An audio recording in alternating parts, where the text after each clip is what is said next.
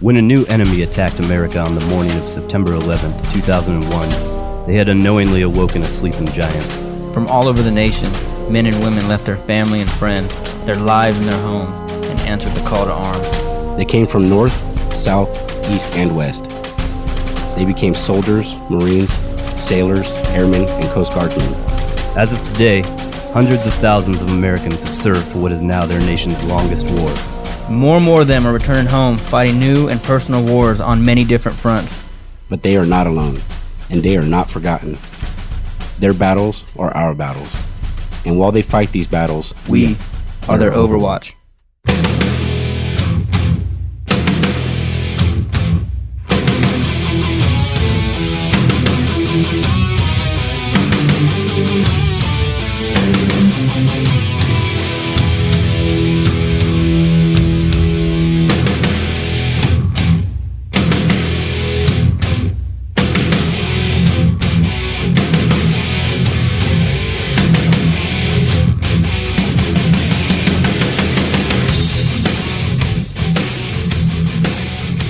Alright, everybody, fall in. This is Overwatch. I am Chad Man, and today's episode, our third one, is a good one.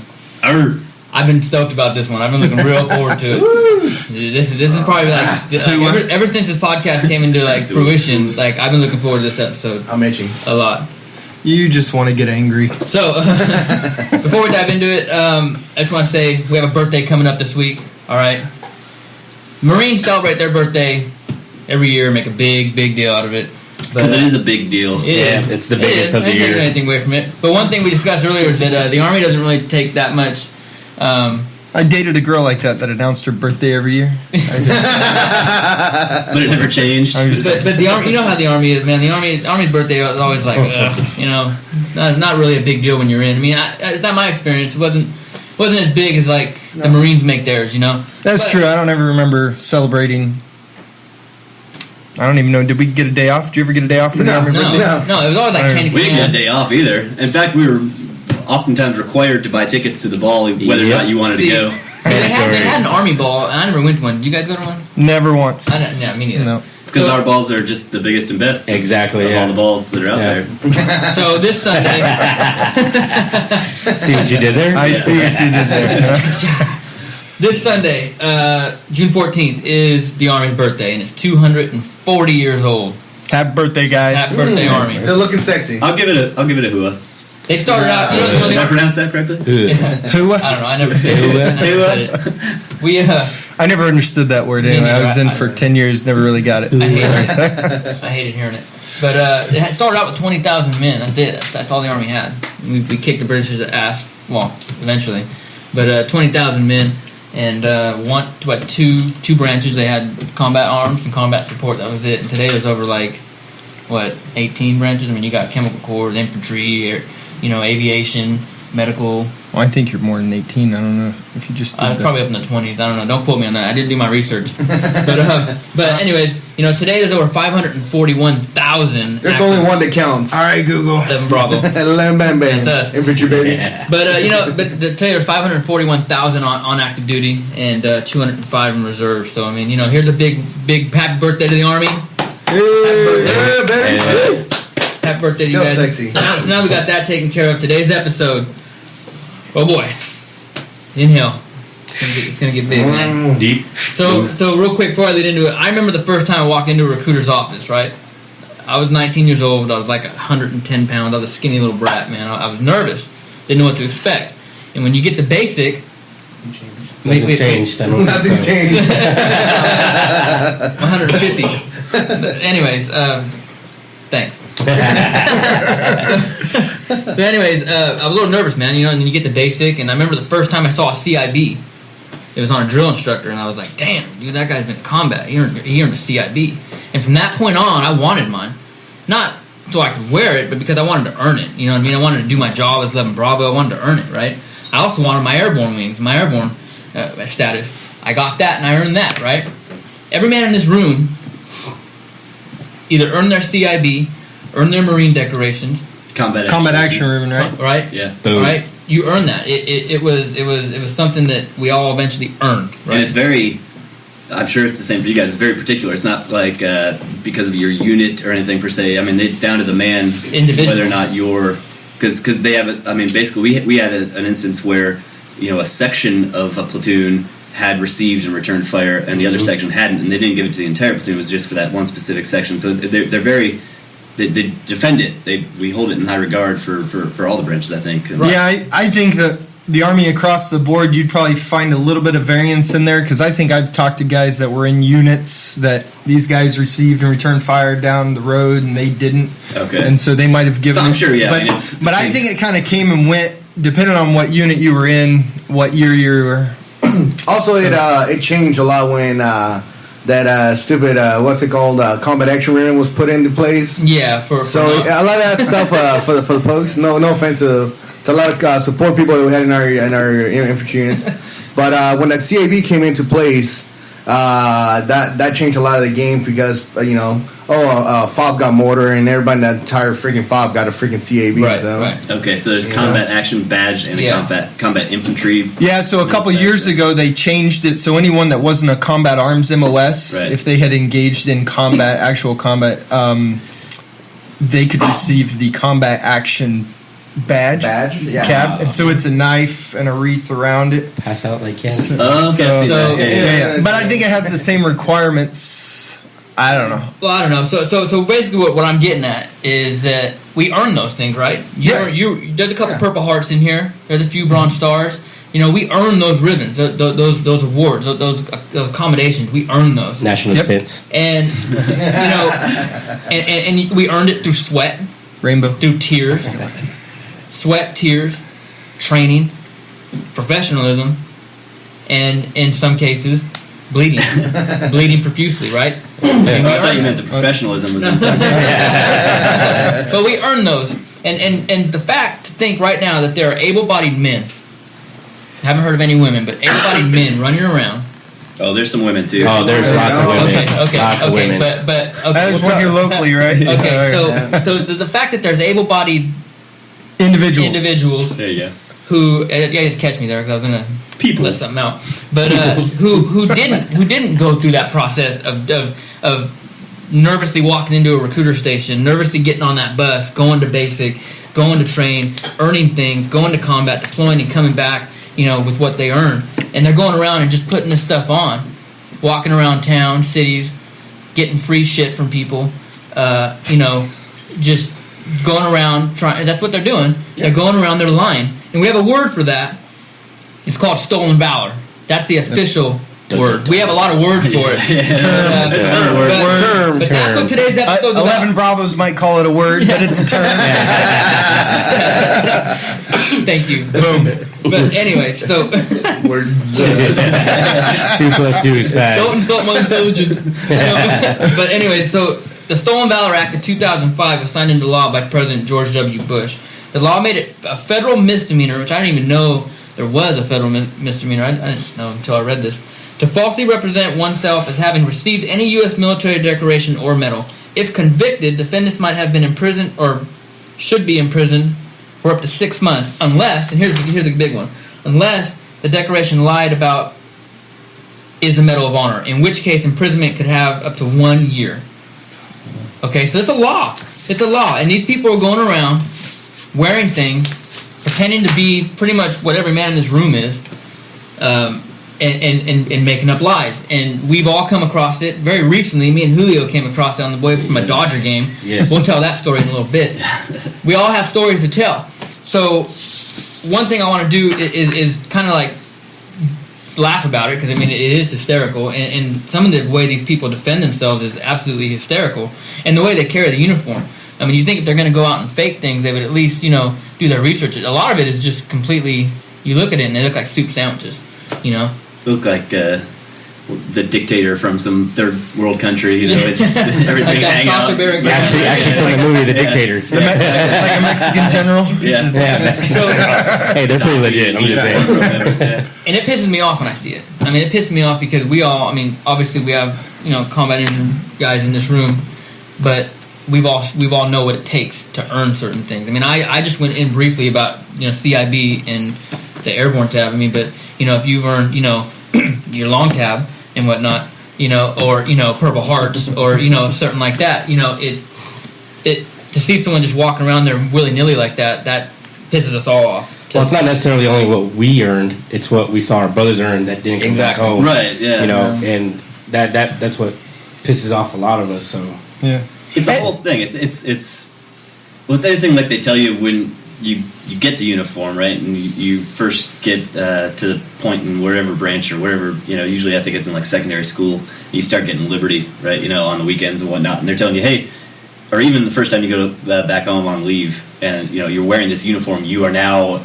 a representation of a larger thing, and that uniform then is a reflection. How you portray yourself is a reflection on the greater, unit, on the entire branch, the entire military. And so, yeah, you get these people walking around, and that's now reflecting on us. I think that's why it's pisses us off because we earned it, and you hate to see someone taking something for free they didn't earn. But also, too, you worry about people who are getting fooled by it. I know I worry about that, and people are getting like houses and cars and stuff like that. Big stuff, yeah. Yeah, lying about what they did. That's a good point. Like, I guess I didn't even realize that it was ingrained into me so much.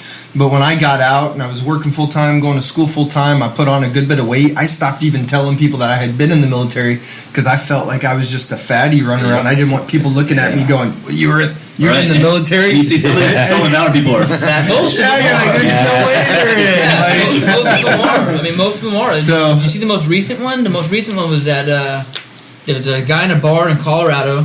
He was a vet, and there was a dude sitting there, and he was like 225, 250. So, I mean, he was a big hoss. And he's sitting there with an Air Force uniform. I'm 225. Well, no, I mean, he was. You wear it well. he was short. He was shorter. He was shorter. Yeah. He's about 5'9". I'm 6'8". But this guy had all kinds. He was just fully decorated, man, and in this Air Force uniform, which is weird. That was weird in itself. But he was going around town because you don't see that, man. You don't see a whole lot of like Stolen Valor Air Force guys. But that'd be an easy one to fake, though. They got like 800 badges. That's Air Force home. But his store, the academy's there. Yeah. I think this guy was a Marine that and you can find the video. It's all over YouTube. And go to Stolen Valor on Facebook. It's on there. But they go there and this guy's questioning him, and this dude goes on for like 5 minutes. You could tell he like scripted this whole story out about how the president was going to retire him, but he ended up keeping him. And it's just like, dude, because we meet the president all the time. Yeah, it's like, dude, are you fucking for real? Like it's. That's the most of them I get are not in uniform. Like, and I think that's a misconception. Is you see the videos and it's always some person wearing a uniform, and it's always like. It's the off-brand one they bought from like Sportsman's Guide or whatever. It's not even issued camis, or like the hats from the army. He's got a fatigues from the Marines. Right, yeah, it's all mashed up. or mixing up Class A epaulets on their on their uniform. Yeah, they mix up the dress uniform, like the ribbon. I've seen ribbons on some guys. Remember the one I showed you yesterday? Yeah, this guy had Army BDUs. Army. Yeah, this guy had Army BDUs. The gold tapes, the gold lettering on like U.S. Army, ROTC or something. They say U.S. Army on it, and they had ribbons on top of that, and he had the specialist rank that was gold from the like Class A's the on his the cookware and stuff. Yeah. That reminds. There was one on. There's a dude. He posted it. He was on in front of his TV and he was recording his TV. He was watching Family Feud, and so Family Feud. You know how on Family Feud the host goes up to the whole family and he goes like down the line and introduces people. Right. Well, he went up to this guy, and this is like a big, tall black guy in uniform. You see that one? I've seen that one. And he's like, I heard you. Steve Harvey's like, I heard you just got out the army, and the guy's like. He's like, yep, and he's standing there, and he's a specialist. Like a 50-year-old. Yeah. Well, I've seen him. I'll tell you this right here, though. That is not rare, especially if they're like National Guard reserves. Yes. When in our second deployment, we were placing National Guard in this guy reserves. started showing up all over the place. Yeah, and they had a 62-year-old specialist. Yeah, I'm not kidding you. A 62-year-old. I don't know when I can pull up the flag now. No, I started out in the guard, and and we had a specialist that was. he had to. If he wasn't 60, he wasn't a day old. I mean, he was just. I remember going to PT and he'd have like both knee braces when we got activated after 9/11, and he'd have both knee braces, and I was like, man, won't they just let you out? He's like, no, I got this deployment. This thing I gotta do. They need my skills. Skills. Anyway, we're not here to bash on anybody. We are. Not by name. No, but it is funny how a lot of them they choose odd rate. Like, I'm way too old to be a specialist, so I choose to be a specialist for the stolen valor thing. Or I'm 20 and I'm going to be a sergeant major. Yeah. It's not even. So there's something that sort of a serious side of this is sometimes the things they wear and the things they say are so off the wall that it makes me think that there's got to be some sort of mental illness here. It's not all people out there trying to gain. They start naming units from like Call of Duty and weapons that aren't even out. I don't think a lot of these guys anticipated coming home or all the, because everyone's coming home now. I mean, you got a huge wave of dudes and women coming out. Coming back and coming out. Woo! Well, in the mornings they're coming out. No, but we don't have to wait till we're out for that anymore. Yeah, exactly. September 2013. Yeah. The wars are winding down, and these guys are coming home. And I don't think these stolen valor guys who are trying to get all the free stuff and trying to get the, because you gotta imagine, it makes me wonder how much this was going on while we were out deploying and training and gone. How many guys were here in our hometown? I mean, because I think it's a direct reflection. I think because more guys are coming home, you're seeing more. Like Joe's saying, I mean, a lot of these people are borderline personality disorder, histrionic personality disorder. They're looking for attention, and they see that there's a look at. I mean, Baby Joe's a good example. Look at the attention that veterans get here in this town. They're like, and they're already off kilter to begin with. Some are definitely just dicks, but other ones have issues where they are. It's a person with a mental issue that's latched on. It's unfortunate that they've latched onto a population that gets so angry so easily. But it's funny. We come home, we get out of the military. We don't even dress like that. Yeah, but then we got. So I think that's how you can tell here in Kern County, basically. And that's what I'm saying. I guess the difference. I was trying to get at it earlier, but we had so much fun and got distracted. But I worry more about the ones who aren't wearing the uniforms and are just talking stuff. They're just saying things that are false. But I guess that's the distinction there. It's not a crime because then it's just freedom of speech and they can do whatever they want. I guess. Well, has this ever happened to you guys? Because when I would come home on leave, a lot of my wife's friends. My wife has a lot of hot friends, Or we'd be. Or, what do you mean? or we'd be like, you like the way I slipped that in there. Or how like we'd be out, in groups. We'd be out in groups and crowds, and we'd meet. I'd be talking to a girl and with my wife or whatever, and my wife would be like, "Oh yeah, her boyfriend's in the army," and my wife would look at me and give me this weird look, and so I'd be like, "Oh, he's in the army. Where's he at?" And she'd be like, "Oh, he's special forces," and da da da da. And I'm like, "But Joe's right here." I'm like, "Well, where's he at?" I'm like, well, ask him question, and she's like, "Oh, South Carolina." And then I said, "Oh, you got a picture?" And she sent, I swear this happened. She showed me a picture, and this dude was in Fort Jackson. He's taking a picture with this drill sergeant carrying the guide on. Yeah, it's like, oh, I said special forces. It's special. Yeah. And I was like, well, where's he at right now? And she goes, oh, he doesn't tell me. And I'm like, okay, dude, this guy's lying to you, girl. You just hit the other side of that. Is that not all stolen valor are civilians trying to claim service? Exactly. For whatever reason, and I don't get this at all. One, man. I don't get this at all. But why are folks that are actually serving in the military claiming to do or be anything that they're not? I was going to say I don't get it. Man. That's a good point. It's that to me it gets me a lot because I've seen it so many times, and they served, they did their job, they did honorably. Whatever the hell they did it with honor. They served, they got their discharge right. They did their things right, and they're out here, telling people, oh yeah, I have 9 combat deployment. The heck did you know, man? You only did 4 years. How you doing? Yeah, it's a certain trait of, I guess, a weakness or something that a person has already maybe within them, and then they've served honorably, like you said, in a job that was just as important as any other. I mean, all the jobs support the other ones. So, but for some reason or another, because all the movies are getting made. Navy SEALs, all American Sniper. Every time you meet somebody, like I can't tell you if there must be a million Navy SEALs in the world, because every time I meet someone at a sporting goods store, Scout Sniper, their cousin was their cousin was something like that. Scout Sniper. They think they have to. Like no one gives a crap if they weren't some kind of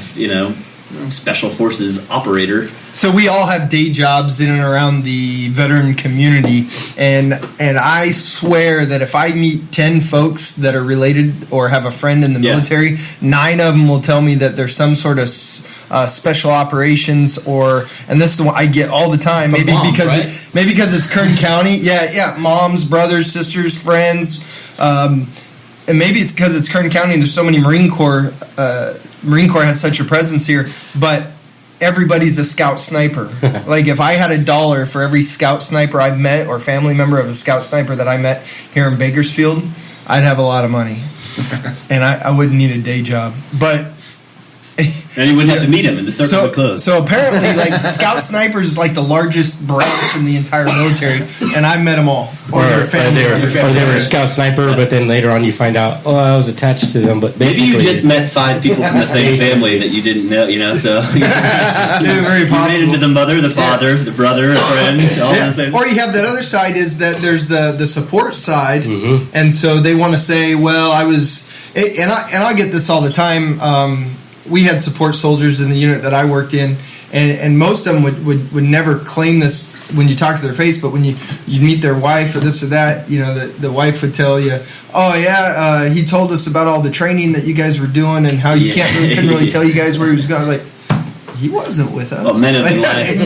or whatever it was. Men have been lying to women to get laid for a long time. I don't know. Even their wives. I just don't get it. We had a back in the day when I was in the Q course, we had guys that were behind us coming to the SOPC, which is the Special Operations Pre-Course, and they were at airborne school, and they went to this party, and there were 3 of them, and they went to basic training, AIT, airborne school, and were en route to the 18 X-ray course. And while they were at airborne school, they went to this party, and so the 3 of them started talking it up to these girls. Oh yeah, we're special forces, and we're just here doing some training.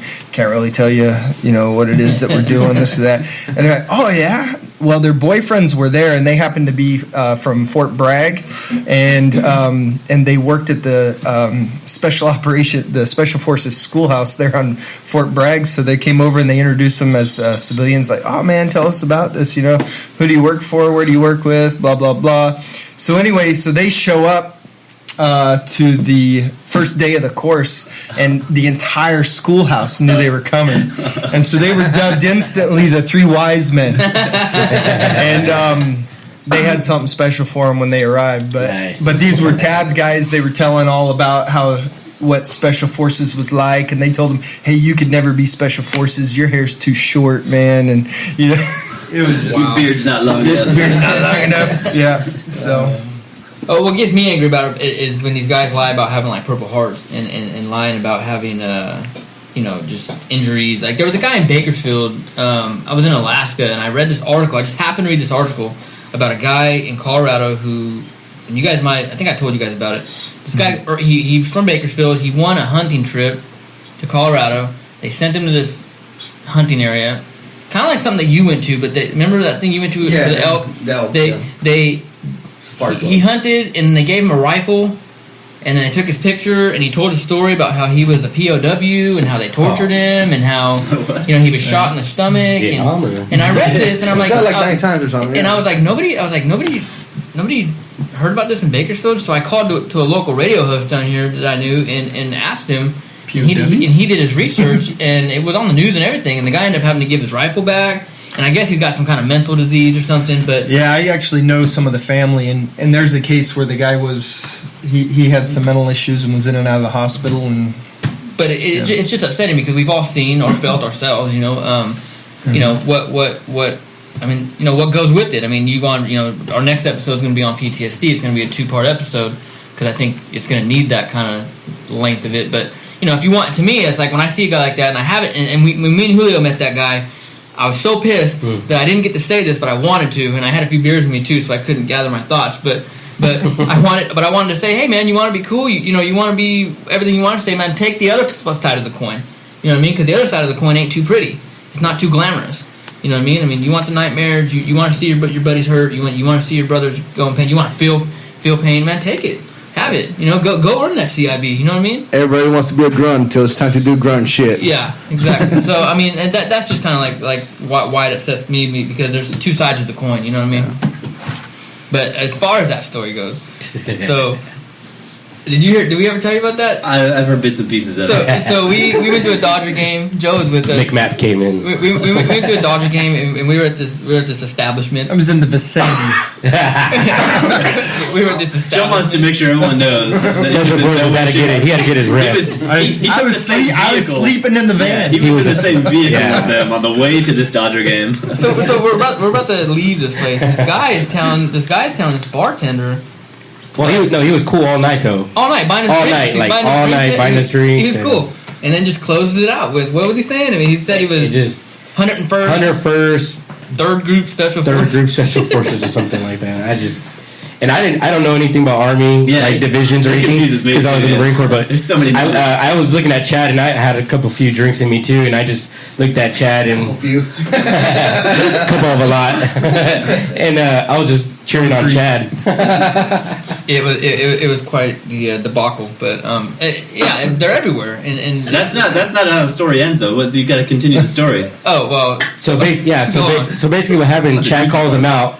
The guy he pretty much got pissed off, and then gets in Chad's face, and I'm on the side just kind of saying, "Knock him out, Chad! Knock him out!" doing breathing. Being a good friend. Yeah, being a good friend. Yeah. So no, but you had your iPhone out. I had my G3 out, but it was dying, so I couldn't record. But Chad backs down. He says, "You know what, man? We don't even want to get through this." Shake his hand. But we had our boss's husband with us. Exactly. I'm not trying to be the guy that gets invited to a Dodger game on the first night, and like our boss. Yeah. So I tried to avoid confrontation at all costs. Which for me, if you know me, like that's took a lot. Well, it was good. Yeah. I was surprised because I thought we were gonna get down. I thought we were gonna get happy. Yeah. Well, that's good. Yeah. I thought it was gonna be a happy ending. Chad shakes his hand. The guy didn't want to let go. He didn't, dude. Chad looked at me. He's like, "Who? He didn't want to let me go," and I was like. I got between him and I flared the hill and I pushed him to the bar and he flew. Flared the hill. Yeah. Flared. Move block strike. He definitely went airborne. You took him down with a knife hand. I was actually surprised how far he flew. But I mean that was our little encounter and I did try to I think I did good. I mean I whoosawed through it, but still that's something that's it's gonna evolve. Someone's gonna get really hurt. I think. I think eventually, man, someone's gonna come across the wrong dude, and they're just gonna get hurt, and it's gonna happen. I'm really surprised it hasn't because it's one of those things that really evokes a lot of emotions. Yeah. I'm not a super violent guy, I don't think, but even when I encounter, and it's probably, I don't know, at least every other week that I encounter someone that I'm pretty sure is embellishing their service or their service that they serve to begin with, and even I get a little bit emotional, and I get this, and that's typically not me. I don't, so I can't imagine, or maybe they're just not posting it on YouTube, like everybody else for fear of going to jail or whatever. But I can imagine that there aren't guys that are just going flying off the handle and handling this kind of stuff all the time. It's just not hitting YouTube. I'm pretty sure it would have got worse if our boss's husband wasn't there. Oh, definitely. I mean, so yeah, I just started like that week. For me personally, and not because I have a few of them, but the ones that piss me off the most are the ones that, I have a Purple Heart. I was wounded. I get it. You were injured in whatever job you were doing. You fell off a ladder and broke your back. Whatever you did, that's an injury. That's not a wound. We encountered that last week, didn't we, Chad? Yeah, that's right. Right, we did. Yeah, I get that part, right? I get it, people get injured. There's a difference between injuring yourself and being wounded by an enemy. Yeah, that's a great point. And sometimes, civilians don't even always catch that. I get my boss, I work for Wounded Heroes Fund. I have a service connection I was never wounded in combat, but she'll often refer to me as a wounded veteran because I have a service connection, and that there's a definite distinction between being hurt, being injured, and being wounded. Right. And I know I did heard a story when I got my Purple Heart in the hospital and at Bethesda, and they we call them the Killer Tomatoes, but some of the Marine Corps League guys came in, the older gents with the red jackets and red hats and such. And they came in afterward, just visiting with different guys who were in there, and they had said that there at the start of the war, during like in 2003 or whatever, during the invasion part, there had been a Humvee that had flipped or something. Gone into water. So I don't exactly remember the detail, but there were people inside who were injured, Marines who were injured inside, and they got sent to the what is it? It's always the same name, like the Comfort or whatever, like the hospital ship. And apparently the Department of Defense or something got wind of it, and who knows what the motivation was, but it sounds like wanted to kind of spin it right, maybe the first injury of the war, so to speak, and they wanted to kind of spin it right. So they gave these guys Purple Hearts right away, and it was the Military Order of the Purple Heart, I think, who ended up going after the government basically and telling them, no, this is like these guys were injured, and you can't take away from that. They were injured in the line of duty, but this was not a wound that merits a Purple Heart. It was not from enemy fire. It was not, Rightfully so. They made them take back those Purple Hearts from those three guys or four guys. I don't know, but I think I remember that. But it was it's probably like 10 guys. How many Marines can fit in a Humvee? It was the invasions. That's how important that distinction is to people who have, if you're gonna create a medal and make a certain set of parameters around it, any medal, not even just the Purple Heart, but if you're gonna make a rule, you got to stick to it, or else there's no point in it. And I think it's taken very seriously in that distinction between injury and I think a lot of people for some reason think that an injury is meaningless, and it's not. I mean, injury in the line of duty is. You should be honored that you got it the way you did, even if it was like you got it in a combat zone, even maybe, but it's not getting shot or getting shrapnel or something like that, and there's no need to. That's the one I hate so much is just the guys who just embellish stuff, and I think that pisses me off more because it's like you should know better. You should know better than to do that, and there's no need to. Like or the ones that blow my mind too, where they say they were in an IED third vehicle and passed out for they'll say on the report. Yeah, I passed out for 9 seconds. I told Leslie about this one. And I was like, how do you know? Did you time yourself right when the explosion went off? Because that's bull. And that's what... I've seen a lot of it. And it just blew my mind. Yeah. But, yeah. we had a cook on our little outpost. And he would... we'd come back from missions. He'd help us clean weapons off the trucks and stuff. And, he tried. I mean, when he wasn't cooking, he was trying to, help us out. And, he was always asking to, pull guard with the guys, and I'd be on SOG, and he'd be like, "Hey, I don't gotta, be in the kitchen until this time, can I pull guard with the guys?" And my platoon sergeant was like, "No, absolutely not, man. No." So a couple times I kind of okay, go down there, you know what I mean? Kind of went above my platoon sergeant. But anyway, so he was a cool kid, we liked him, man. We'd go on little 4-day missions and stuff, and he'd make us little things to pack in our assault packs and stuff. This kid really tried to pull his weight and be part of the team, be part of our platoon and whatnot. Anyways, we came back, and he went back to his support unit because he wasn't in our actual company or in our actual troop. He went back to his support company, and we started hearing rumors that he was telling people that, because I guess he had hurt himself on a jump right after we got back. When you come back, you gotta make up for those jumps. Mm-hmm. He hurt himself, but he was telling people that it was already injured and that he had gone on a mission with us, and that he slipped down a little goat trail, little goat trails on the side of the mountains in Afghanistan. He said he had slipped down, and that we had to pick him up and carry him back, and that we took fire on the way back. This elaborate story. Yeah. And we had to write him off, and it sucked because this is somebody who was coming over to my house. I mean, this is somebody who was pretty close to my family, and the whole platoon just wrote this kid off, and he was just embellishing. It was just be proud of what you did, man. For myself, I can tell you that my family and my friends here locally never knew what I actually did. I never told my mom because I didn't want my mom to be scared that I was an infantryman. No, Mom, I work in an office. Don't worry about it. And it kind of bit me in my ass because, the time that I got hit, the last time I got hit, the second time the Department of Defense called that I was wounded in combat, and then I was in the hospital in Germany. And she freaked out. So, but that kind of stuff. I don't get why people want to put their families through that. Do you really, what goes through your brain when you think of something like that? Why would you tell your family something like that to put them through that nightmare? But coming back to the people that say they have Purple Hearts, this was my favorite story. My favorite story because I hate this person so much. I want to punch. I don't hate women, but I want to punch her in the freaking face. But this female. How do you really feel? Views expressed on the Overwater podcast are not shared by the Wounded Heroes. This female. I met this female at a local high school, and they had a group of veterans there speaking. The military order Purple Heart was there with a few Purple Heart recipients. A couple friends were there, and she was invited by the military order of Purple Heart to go and speak. And I've never met her before. And she gets up there, she starts telling this story about how she was in a Humvee in Afghanistan, and RPG came through the Humvee, went through her best friend and exploded, and killed her best friend, and she took shrapnel on the neck and all that crap. And I'm listening to the story, I'm like, that sounds like bullshit. And all this, like, a lot of the older MOPH guys, they were like, man, you're just being a sexist, you don't like her because she's a female and she saw combat, blah, blah, blah. Like, no, man, this is how I believe. I think that's full of crap. I think she's full of crap. I think this is not real. And from the very beginning, I said that.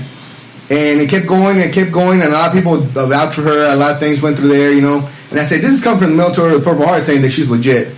The local Veteran Services office here, where she was working as a work study, said she was legit. Everybody was saying she was legit. I just knew it was a story full of crap. Yeah. And I kept on calling it, and I kept on fighting, and I kept on telling people. And finally, a few months later, local reporter did a story on her, and finally, the truth came out, and she never confessed to it. She never accepted responsibility for her actions. But she took a lot of money from the Wounded Heroes Fund. She took a lot of things from other organizations. She went and told her story in front of thousands of school children. She got all this attention through the media because, female, Purple Heart recipient, combat, this and that. Of course, it's a big deal. And she got all this stuff, and even when she was caught, she never took responsibility for her actions. She never said it was my bad, none of this, none of that crap. I want to say about 5 months ago, I received a text message from this female, and she tried to apologize, but her apology was very, it's kind of like, sorry, dude, She said, sorry I did that to you guys, but I hope everything's okay, and, hope you don't hold any grudges. Just like that. See ya. And I'm like, if you want me to say it's cool, give back that money. Sure. Go in front of the cameras and tell the people of Bakersfield that you are a fake. Tell the people that you did this. To me, I could care less about my stuff. Like most of us, like everybody in this room, I believe that we don't give a damn about our freaking awards, right? Yeah, we got wounded. Yeah, we got this. We got that. I like my national defense. I like my Army Service Ribbon, man. Well, I had all mine bronze. Happy birthday, Army. Did you get it on your quad? But at the end of the day, when this person said that she lost her best friend, and when this episode is out, it's gonna be right around the anniversary of one of my friends. Two people in my unit that were killed, Sarna Biab, but those things to me, they get me angry. And it's not that you want to do this, you want to do that. And this person served in the military. She served in the Army honorably. She served. Whatever. Well, I think we'd scratch that all. Yeah. But she did her time. You know what though? Even getting caught though, I met her a year and a half later because I just got out. Yeah. And started the service dog program down here, and she gave me the same story.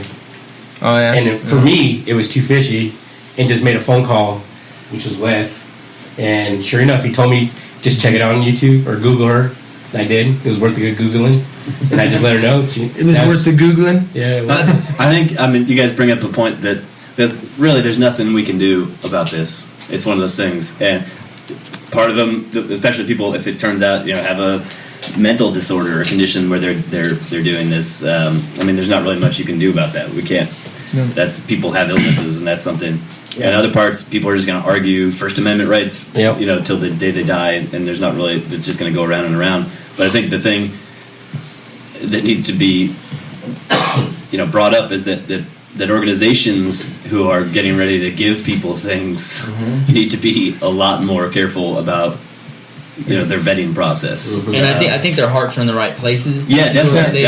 And they don't. Their hearts are in such the right places they can't even fathom the idea of someone, especially someone who served. And Kern County's big to lie and in no way that reflects on the organizations. The organizations are trying to do the best part to support us. Hell, the Wounded Heroes Fund, I think by far the best organization I've ever been a part of since I've been out. This organization has done so many things for veterans here in Kern County. It's unbelievable. And this one specific individual came in there and screwed so much stuff up for so many people. Right, exactly. The trick with that one was too. I think. There was a DD-214. There was a service record. There was everything. It's just that the stories that couldn't really. She couldn't vouch the stories in any way, and so that was the trick with that one. But there's going to be a learning process with any organization that's trying to do those kind of things, and that's sometimes how you learn. Do you think that an individual's discharge code should be changed if they do that once they get out? Well, looking at the law, that's what I was just thinking about right now. I think I was reading it. I didn't take notes of it, but I think when I was reading about the law, I think that's part of it. I think that I think there was a clause in there, and I'd have to look and verify. Put an asterisk on it like that. Once you get out, they cannot change your code because unless you do something, it's retracted to the time you were in. I know they can change other than they can upgrade. I don't know if they can downgrade.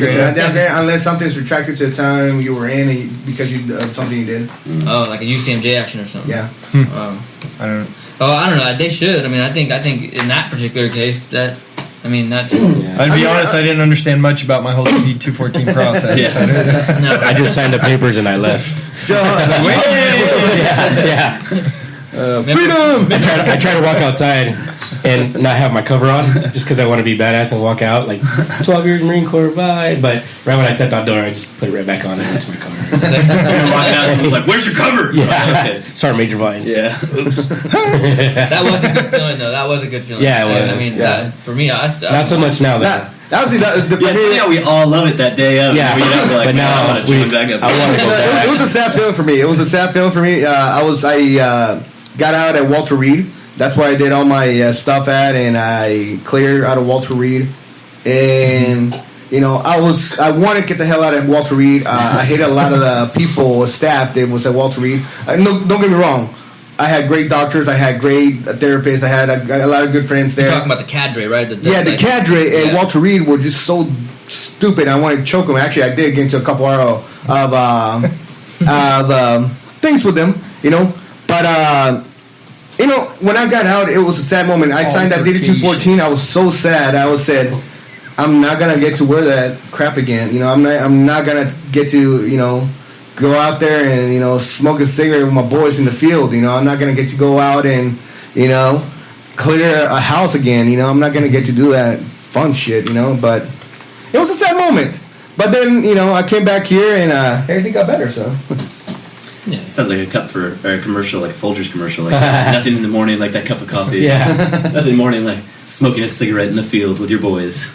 Cigarettes. Hey, a lot of them is stolen valor. Getting weird in here. There's civilians going out wearing military uniforms, and then we're talking about the guys who are actually in the military embellishing their story to make it even better or something they didn't do. Yeah. But there's also something out there, I don't know if you guys heard real quick, I'll touch up real quick, is the guys out there reaching out to lonely women and men out there on the internet and taking them for money, saying that they're in the Army, the Marines, they're overseas in Afghanistan, this and this and this. They're a senior sergeant in the Army. I didn't know there was that rank. Senior sergeant? Yeah, senior sergeant, this and this and this. That's that 60-year-old guy Joe's talking about. How much gets all kinds of discounts. How much money did you give him? I lost out about $3,500. But that's not the point. But there's a lot of that going on that I didn't even know about until I got out, and one of my close relatives went through it, and it just sucked because I tried to tell them so much. Like, no, that's not how it's done. They were getting letters from the DOD or emails from the DOD Army establishment that this paperwork, this is the guy, senior sergeant, da-da-da. And I went through it, and everything was spelled wrong. I told them, hey, anything that's sent from the government is not going to be like this. And there would be actually a seal, and it would come in a mail. They got spell checked. Yeah, exactly. So, and that's one of the hard parts is, all these family members that I come across with, it's really hard to tell them, hey, look, I'm sure that Johnny's doing something great in the military, but they've only been in 6 months. Yeah. They're not in Delta Force. Yeah. Like, you know what I mean? They're not a Delta Squirrel Marine sniper. You know what? I think I'm going to start using MARSOC because no one knows anything. And there's only like 3 guys. No one can back that up. So that's one of the I'm going to start using. Yeah. Let's do it. But I feel bad because the mom will come in and tell you, say, oh yeah, Johnny, we're so proud of him. He can't tell us where he goes and what he does, and he's doing this and he's doing that. Man, when you start doing awkward stare. Were you there for the Red Cross? Lying yet? Yeah. Evan, were you there for the Red Cross event 2 years ago? No. That was a good one. So the Red Cross every year does the one upper. Yeah, here we go. The Red Cross every year does like military heroes. They do heroes for everything. Paramedics, police, this and that, all that kind of trash. Right? They do a hero every year ceremony, and yeah. And so it's pretty cool stuff, I think I fought off a dog. But I think it was about 2 years ago. They wanted to do bring all the guys that had been military heroes, and they were going to do one more. They were going to honor that day, So they brought us all up, and they told a story about this guy, right, who's stationed at Fort Carson, and they're just telling his story, blah blah blah, and telling about how he was wounded in combat, how he was a 240 gunner, and this and that. I'm looking at all his stuff, and they're showing his pictures. And first of all, none of his gear matched. Second, like he's standing with no K-pod, no, on the 240, they didn't have any rounds chambered. I'm just like, or no, nothing on it. I'm like the BFA on the yeah, I'm like, BFA. Yeah, Classic. and I'm just looking at this crap, and I'm like, there's no way this is real. There's no way. And his parents are there, and this and that, and all kinds of stuff, and they're crying, and I'm like, and I'm looking at our table. And in our table, there's, I want to say there's 4 or 5 Purple Heart recipients, 3 or 4 double amputees, one that was like 90% burn, and this and that. I'm looking at our table, and we have all these people, they've earned this, and I'm like, that's crap. That story's BS. That is nothing. And again, me and my mouth that I can't control, people are telling, shut up, we're at a public event, there's people that when I see that stuff, I just can't control it. And, and that's the thing, later on, I think it was about a week later, they actually found out, and, that his story was full, yeah, so. I wonder what everybody else's point of view here in Kern County, like the ones who support us, like what their view is on stolen valor, or if they even came with, up to somebody and somebody was feeding them the BS, you know what I mean? That's got to be difficult for a civilian because how do you, if someone's claiming service, how do you know? How do you call them out unless you what you're call saying, like I can't even really tell. Someone starts telling me a bunch of stuff about the Army because the unit, like the identification system's so different from ours that I'm like, okay, that sounds, Yeah, they give me a someone told me they were legit. 101st and 3rd Special Group, I'd be like, okay, well maybe they were 101st first, and then they went to the. I would be like, okay, I don't know, I wouldn't know enough exactly. to. Well, that's like people in the oil fields, right? When someone tells me I work in the oil fields, I just assume they work on a huge oil derrick and are covered. Right? Yeah, everybody just works. Oil spewing out the ground. I'm new. I got the poo on me. I don't know. If someone tells me I'm an operator, it's like, okay, well, you're an operator in the oil field. It's like, what do you operate? Like a huge rig? Like, I don't know, man. I don't. Right? Yeah. So it would be confusing, and it's hard too. Like what where do you decide to make the call if you do start, and then the chances that they're like, no, I really was, and you just called someone out, and so it'd be tricky. And this whole, I mean, I've heard they had a problem with it before, and they had to make people aware that there's whole organizations set up like the Wounded Heroes Fund, obviously, or they take a name like that, right? Wounded Warrior Project, they take a name like that.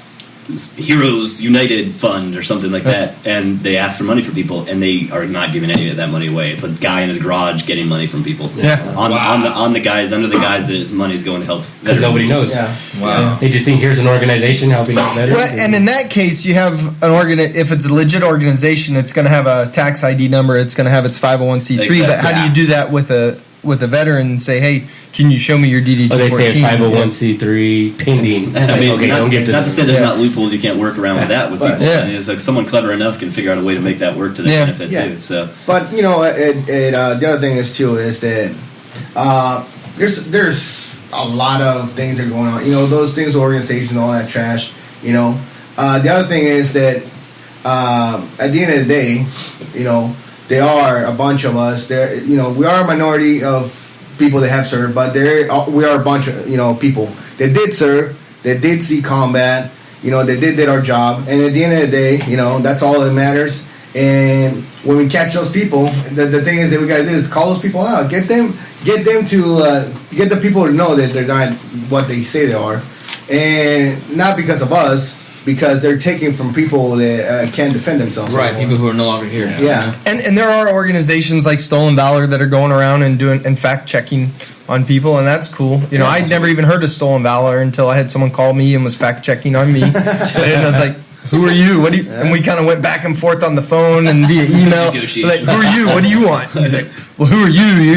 You're saying because I had a blog, years ago, and he's like, who are you? And I'm like, well, who are you? And we're like, all right. Yeah. Like no Mexicans. Yeah. You're good. I think like for those listening out there, civilians or people who are in it, like if you want to buy somebody a beer, there's not a whole lot of harm in that. That's not going to put you out of your money, and you sleep better whether or not that person actually served. It's like you feel good about the DD done. But if you want to do more than that, you really should go through an organization that is well established and has a track record of vetting people and doing good works. I think Wounded Heroes Fund again is one of those. There's many other out there, but where if you're going to do something large and put a large chunk of money, you should be safe and do your due diligence, so to speak, and go through that system. It's a little more careful, but because you don't want to suppress people's desire to. It's kind of like we were talking about with the Memorial Day episode. I mean, you say thank you to people and all that. You don't want to suppress people's desire to help veterans and to show some support and buy a beer or coffee or whatever for a vet, but. Be careful. I think with anything else, Yeah, and be careful if anybody in the military says or was in the military says, I can't tell you. Yeah. Top secret. Like less than 1% of 1% of 1% ever did something that they couldn't tell you. First person, and they're not going to tell you they can't tell you. Well, they don't have my. So I think there's a fine line in the middle that's the trust of the zone you should trust is. You either have people who say that, I can't tell you about it, or you have people who will not shut up about what they did. That's probably false as well. So there's that fine line. Yes, ma'am, I served in Iraq, or Afghanistan. Oh, thank you, I appreciate that. Like that's a veteran, but someone who just keeps talking about because we don't want to talk. They had never met you before in their life, and they were just sharing all these combat stories with you. That is not true. That's not legit. I shot Bin Laden. Probably. Stolen Valor. Yeah, quite. You don't know my life. I think eventually one of these guys or gals are going to get hurt, man. Like I was saying earlier, I think eventually you're going to see it on the news or you're going to see it online. Oh yeah, and hopefully they will, because you know what? They're being stupid, and they're going to open their mouths and they're going to get their mouths shut. Well, for a while. That's kind of one of the things I don't like about all these Wounded Heroes Fund is not advocating so anyone. They don't buy that person a beer. That's what I don't like about the videos. I don't. I mean, we're calling them out. We're doing this. We'll put them on YouTube so we can get some hits. But, like we said, it's a law. It's against the law to do this. Right. Find this guy, talk to him, and get the law involved. Get these guys out of here. And that needs to happen. And don't get yourself in trouble, man. Or punch them in the face. I don't know. You know, have there been any cases where they've followed and seen someone go to jail or anything like that? Are there any cases like that? No. This is the thing, right? That if they are wearing it, then they could do something. But then again, it's a federal law. The local police will not do anything about that. That's a good point. The other thing is that if they're not wearing it, they're just saying they're something that they're not. Unless they get some personal or monetary gain from it, then the federal government cannot pursue it. Whoa, where did this guy come from? The whole time he was talking Spanish. Hulking out over there. Have you read the law? Have you read the law? His biggest word was monetary. This is our Bears lawyer right here. So until then, we got organizations like Stolen Valor. And what are they? StolenValor.com. They're on Facebook. Facebook. GuardiansOfValor.org or something like that. GuardiansOfValor.org. Stolen Valor is a big one on Facebook. But I think the Navy SEALs have an organization that are part of some, because they called that dude I was talking about earlier that said he was a SEAL. They have their own way of like fact checking. I'm pretty sure like SF or these other organizations do. Well, they have like a phone tree. Like Nazi hunters, and they track it. Yeah, we had a local guy saying he was all secret squirrel, this or that, and was claiming to be in a specific unit. And I have a buddy who's in that particular unit, so I was able to call him up real quick and say, "Hey, do you have any record of this guy?" And he was able to look in the history, like, nope, never, and like real quick. I mean that, especially the better the unit or the higher tier the unit, like the smaller it is. Oh, better. There's better. The higher tier the your unit. Valor, Joe. Nobody wants to be in a little Bravo. For the record, I have no Valor swords. I didn't rate. I think I'm just gonna go walk around and start saying I'm a 72 whiskey. Is that even anything? Scout sniper, bro. I was a light will mechanic. And here's my safety, sir. But I mean, I guess water purification specialist. Slow. But they're kind of wrapping it all up. There's nothing wrong with doing those things. I mean, if that's what you did, if you were a water treatment specialist, or if you were a dental hygienist, or mechanic, or anything, there's nothing wrong with that. Be proud of what you did. Okay, yeah, we joke. Us grunts like to joke about quote unquote pogues, and we like to make those jokes, but it's all in fun.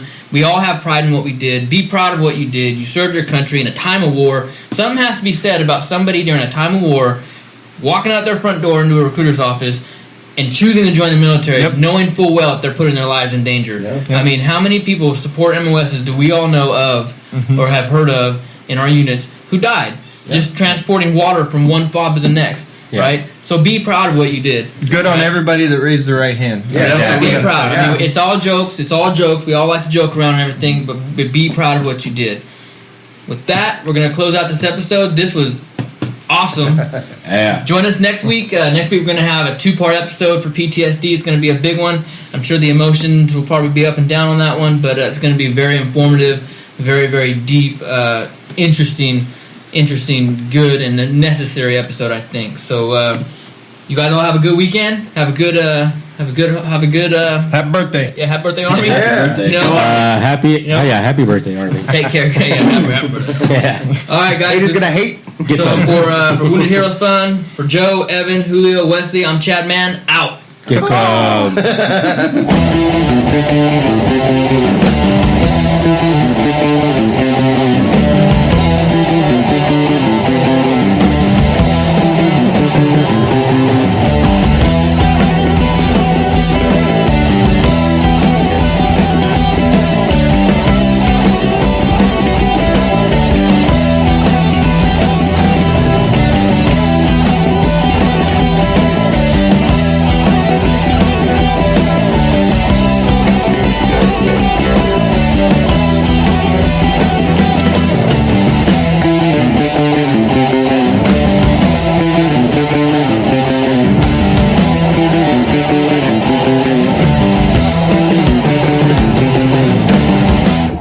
Listeners, welcome. This is Overwatch. Today's episode was extremely fun. It was a lot. It was a good time, man. It was good. It was good. Stolen Valor. That was a lot good laughs for us, I think. This is the whole reason we did this podcast, is for episodes like this. Want to have fun, but also put out some good information. Yeah, well, fun. I think Wesley was getting a little angry there at the end, but we reined him in a little bit. Definitely listener discretion be advised for this episode. So before we get into it, we're going to take care of some business and show some love to our sponsors. Yeah, that's right. That's right.